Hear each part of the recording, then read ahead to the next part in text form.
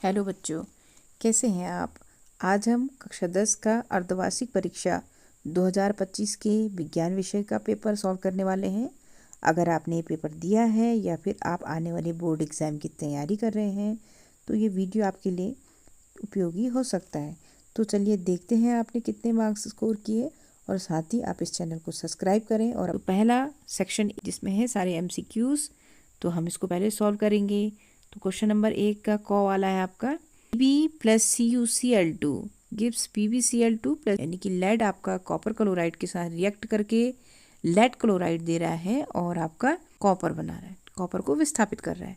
तो इसने क्या करा, जो लेड है आपका वो क्या है, अधिक अभिक्रियाशील है, जो अपने से कम अभिक्रियाशील यानी कि Cu को क्या कर दे रहा है, विस्थापित कर दे रहा है। ठीक है, तो ये किसमें होगा, आपका विस्थापन अभिक्रिया का एग्जाम्पल है। किसका एग्जाम्पल है ये, डिस्प्लेसमेंट रिएक्शन का, विस्थापन अभिक्रिया का। साथ ही अब अगला देखिए आपका वाला है कि धातु जो है, अगर धातु हाइड्रोक्लोरिक अम्ल के साथ अभिक्रिया कर रही है तो वो कौन सी गैस उत्पन्न करती है।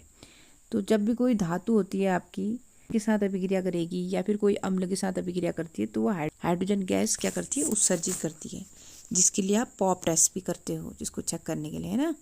उसके बाद नेक्स्ट क्वेश्चन है आपका कि निम्नलिखित में से कौन सा विलयन जो है वो लाल लिटमस पेपर को नीला कर देता है। तो लाल लिटमस पेपर को नीला कौन करते हैं, आपके क्षार जो होते हैं वो लाल लिटमस पेपर को नीला कर देते हैं। और क्षार क्या होते हैं, जो OH नेगेटिव आयन देंगे। ठीक है, उनको हम क्या बोल देते हैं, क्षार। क्या बोलेंगे हम उनको, क्षार। तो अब जब हम NaOH को तोड़ते हैं, यानी कि NaOH जब वाटर डिसोसिएशन होगा, NaOH का जब वाटर डिसोसिएशन होगा तो किस में होगा, Na positive plus OH negative में। Na क्या होता है, NaOH क्या होता है, OH नेगेटिव आयन देते हैं ये वाला। तो ये क्या हो गया, एक प्रकार के क्षार, ये क्षार का एग्जाम्पल है। ठीक है, बाकी HCl वगैरह वगैरह ये तो आपको पता है कि H पॉजिटिव और Cl नेगेटिव में टूटेगा, या CH3 O नेगेटिव और H पॉजिटिव में टूटेगा। तो जो भी H पॉजिटिव आयन दे रहा है वो तो अम्ल होते हैं, और जो OH नेगेटिव आयन देते हैं वो क्षार होते हैं। अब अगला देखो, लार में उपस्थित वो है एंजाइम, लार में उपस्थित वह एंजाइम जो क्या करता है, एंजाइम जो स्टार्च को सरल शर्करा में बदल देता है। ये मैंने आपको बताया था, जब आप रोटी चबाते हो तो उसमें उपस्थित स्टार्च जो हो रहा है वो सरल शर्करा यानी कि माल्टोज में चेंज हो जाता है। माल्टोज को हम मीठी शर्करा भी कहते हैं। कौन से एंजाइम की उपस्थिति में होता है ऐसा, तो ये होता है आपका एमाइलेज। ठीक है, इसी के कारण हमको जो है कोई भी जो रोटी है वो मीठी लगती है, एमाइलेज के कारण। एमाइलेज या इसको अटाइलिन एंजाइम बोलते हैं। तो ये वाला है उसका। अब आपका तो घौ का क्या हो गया, आपके एमाइलेज। ठीक है, अब हम देखेंगे यह है रक्त का वह घटक जो थक्का जमाने में सहायक होता है। तो रक्त का वह घटक जो थक्का जमाने में सहायक होता है वो क्या होता है, आपका प्लेटलेट्स। ये क्या करती हैं, ब्लड को क्लॉट करते हैं। ठीक है, उसके बाद अब हम आगे बढ़ेंगे। पत्तियों के मुरझाने और झड़ने के लिए उत्तरदायी पादप हार्मोन कौन सा है। तो उसको हम प्लांट की जो स्ट्रेस हार्मोन है उसके नाम से भी जाना जाता है, ABA इसको बोलते हैं, एब्सेसिक अम्ल। ठीक है, एब्सेसिक अम्ल, इसको हम प्लांट जो स्ट्रेस हार्मोन है, प्लांट का स्ट्रेस हार्मोन भी इसको बोला जाता है, और बढ़ाने का काम करता है एब्सेसिक अम्ल। ठीक है, एब्सेसिक एसिड। तो ये प्लांट हार्मोन है, जिसका हो गया आपका गौ। क्या हो गया इसका, गौ।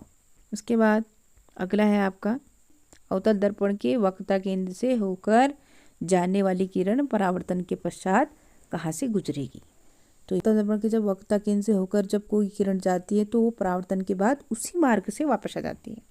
तो वक्रता केंद्र से होकर जा रही है, तो वक्रता केंद्र से होकर जा रही है तो क्या होगा, वक्रता केंद्र से ही क्या आ जाएगी, वापस आ जाएगी। ठीक है, इसमें क्या होता है कि जब भी कोई प्रकाश की किरण, जब अवतल दर्पण के वक्रता केंद्र से होकर जाने वाली किरण परावर्तन के बाद उसी मार्ग से क्या हो जाती है, वापस आ जाती है। तो ये उसी मार्ग से वक्रता केंद्र से होकर जा रही है तो वक्रता केंद्र से ही वापस भी आ जाएगी।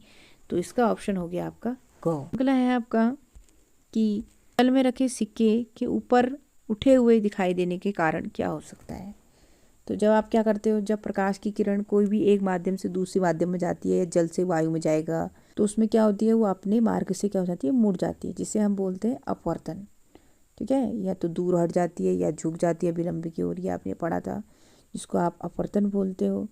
तो अपवर्तन से किसी भी वस्तु की जो वास्तविक स्थिति है वो उठी हुई दिखाई देने लगती है, कहने का मतलब है। तो ये किसके कारण हो गया, आपका अपवर्तन के कारण। ठीक है, ये था आपका खंड क। तो नेक्स्ट वीडियो में हम सेक्शन बी को सॉल्व करेंगे। तब तक के लिए good night, take care, bye.